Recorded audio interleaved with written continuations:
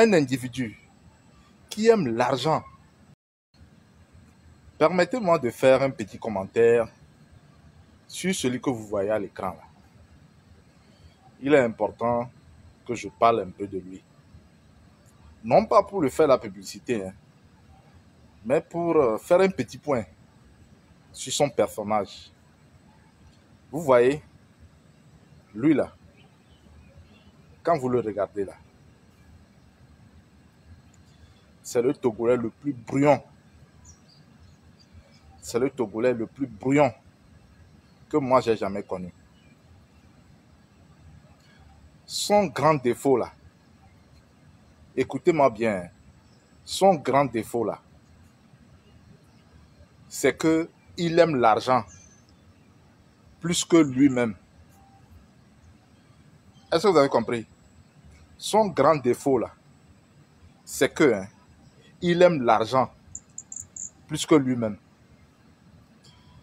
Donc, à cet effet, lorsque vous avez dans un groupe un individu qui aime l'argent plus que lui-même, quel que soit le combat d'ensemble que vous allez mener, sachez que ça ne pourra pas aboutir. Parce que vous avez un individu qu'on peut acheter facilement par l'argent. Est-ce que vous comprenez? Parce que vous avez un individu qu'on peut facilement acheter par l'argent.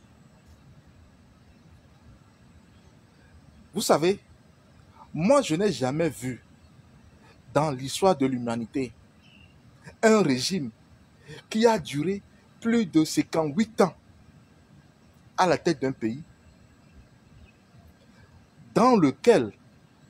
le pays dans lequel le changement est survenu sans la moindre égratignure, sans la moindre violence.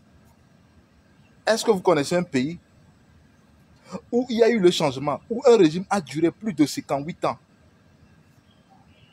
où il y a eu le changement sans violence? Si vous connaissez un pays, citez ce pays en exemple dans les commentaires. Là, on va aviser. Peut-être que je me trompe, Et il y a des millions de Togolais qui sont mieux informés que nous. Donc, s'il y a un pays où le changement est survenu après 58 ans d'un même régime, sans violence, mettez ça en commentaire. Donc, si vous avez avec vous un individu qui aime l'argent plus que lui-même, qu'est-ce que vous espérez?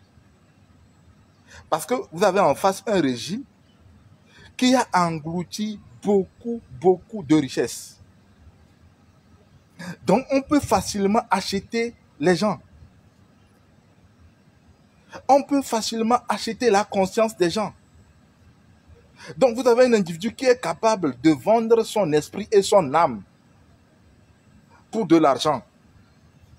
Et vous espérez quoi? Qu'est-ce que vous espérez avec ce genre de personnes? Je pense qu'à un moment donné, lorsqu'on se fixe des objectifs et qu'il y a parmi vous des individus fossoyeurs de ces objectifs-là, il faut avancer sans eux. Ah oui, on est obligé. On est obligé de faire des sacrifices. C'est ce que je dis. Et je dis souvent, les Togolais, ils veulent aller au paradis, mais ils ne veulent pas mourir. Dans quel pays vous avez vu, il y a eu un changement sans sacrifice? Donc voilà un peu le commentaire que j'ai voulu faire sur cet individu. Vous savez, il a grandi dans la rue. Donc il n'a reçu aucune éducation. Lorsque vous le comparez avec ses frères artistes, pas ses frères, ses collègues dans le groupe, vous voyez que les autres ont quand même une certaine bagage intellectuel, une certaine culture, vous voyez, du savoir-faire, du savoir-vivre. Vous voyez? Donc, vous ne pouvez pas aller loin avec des gens comme ça. Hein? Donc, je pense que il est important de revoir la configuration du groupe pour avoir un groupe vraiment homogène. Parce que se livrer à ce spectacle-là, ce n'est pas intéressant. Et ça démotive. Voilà, c'est ceux qui veulent vraiment s'engager pour le changement au Togo. Voilà un peu ce que j'ai voulu dire. Merci. Bonsoir, mes chers compatriotes.